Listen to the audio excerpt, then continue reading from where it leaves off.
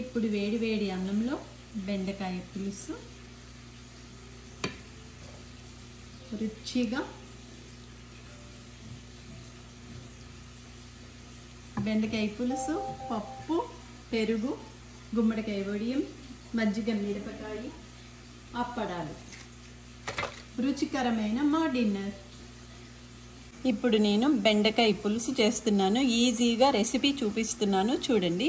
ముందుగా ఫ్రెష్ బెండకాయలు, 2 టమాటాలు, కొంచెం చింతపండు పులుసు, పసుపు, ఉప్పు, కారం, కొత్తిమీర, ఉల్లిపాయ ముక్కలు, పచ్చిమిరపకాయ చీరికలు. ఈ మసాలా ఈ పులుసు చేసేటప్పుడు మరుగుతున్నప్పుడు జీలకర్ర, వెల్లుల్లిపాయ, ధనియాలు ఇదంతా రుబ్బి పక్కకు పెట్టుకోవాలి. ఈ పేస్ట్ ఈ పులుసు మరుగుతున్నప్పుడు ఈ మసాలా వేయాలి. అప్పుడు రుచిగా మీకు చేపల పులుసులాగా ఉంటుంది. ఈజీగా బెండకాయ పులుసు ఇప్పుడు నేను చేసి చూపిస్తాను చూడండి. బెండకాయ పులుసు చేయడానికి నేను మూకిడి తీసుకున్నాను. ఇందులో ఇప్పుడు 1 గరిటెడు నువ్వుల నూనె వేస్తున్నాను చూడండి. నూనె కాగింది. ఇప్పుడు నేను కొంచెం పోపు వేస్తున్నాను బెండకాయ పులుసుకి. మెంతులు, మినప్పప్పు, కరివేపాకు. పులుసు ఇంకా రుచిగా ఉండాలంటే ఇంగువ, కొంచెం ఇంగువ కూడా వేస్తున్నాను చూడండి. పోపు ఏగుతున్నప్పుడే పసుపు. పోపు ఏగిపోయింది. ఇప్పుడు నేను ఉల్లిపాయ ముక్కలు వేస్తున్నాను.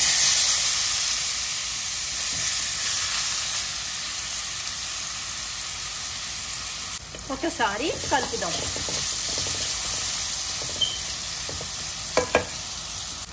చూడండి, ఉల్లిపాయ ముక్కలన్నీ వేగిపోయాయి.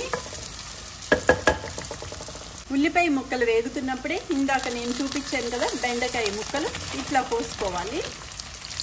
ఇప్పుడు ఇవి కూడా కొంచెంసేపు 10 నిమిషాలు మగ్గాలి. చూడండి, ఒక్కసారి కలుపుదాం.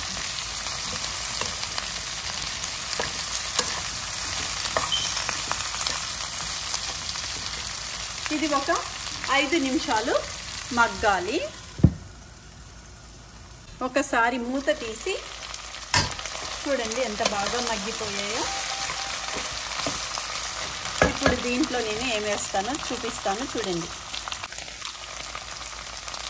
1 స్పూను కారం, పులుసు కదా కొంచెం వేస్తే బాగుంటుంది. బెండకాయ పులుసులో కొంచెం బెల్లం పొడి. చూడండి, ఇప్పుడు నేను చింతపండు పులుసు కూడా వేస్తున్నాను. ఒకసారి శుభ్రంగా తిప్పుదాం. ఇలా కలపాలి. పులుసు కాబట్టి దీంట్లో 1 గ్లాస్ వాటర్ వేస్తున్నాను.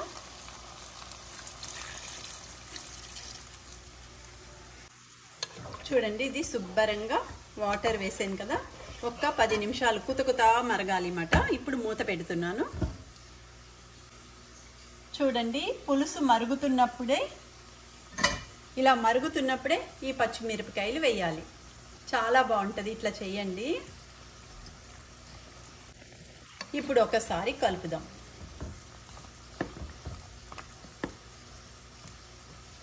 మళ్ళీ 5 నిమిషాలు మూత పెట్టాలి.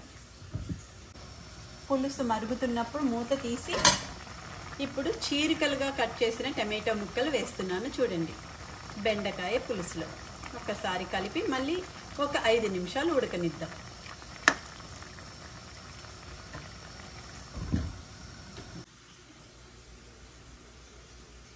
ఇప్పుడు మూత తీసి పులుసు చూడండి ఎంత మరుగుతుందో. ఇప్పుడు మూత తీసి ఇందాక నేను మీకు వెల్లుల్లిపాయ, ధనియాలు, జీలకర్ర చేసిన పేస్ట్ వేస్తున్నాను చూడండి. ఈ పులుసులో ఇది వేస్తే చేపల పులుసులాగా టేస్టీగా ఉంటుంది. మీరు కూడా ఇట్లానే చేయండి, చాలా బాగుంటుంది. ఇప్పుడు ఈ మసాలా వేసాం కదా, ఇంకొక 5 నిమిషాలు ఉడికితే కుతకుతా ఉడుకుతుంది కదా. అప్పుడు మనం స్టవ్ ఆఫ్ చేయడమే. కొత్తిమీర వేసి బెండకాయ పులుసు రెడీ అయిపోతుంది. చూడండి, పులుసు అయిపోయింది. ఇప్పుడు నేను కొత్తిమీర వేసి స్టవ్ ఆఫ్ చేస్తాను.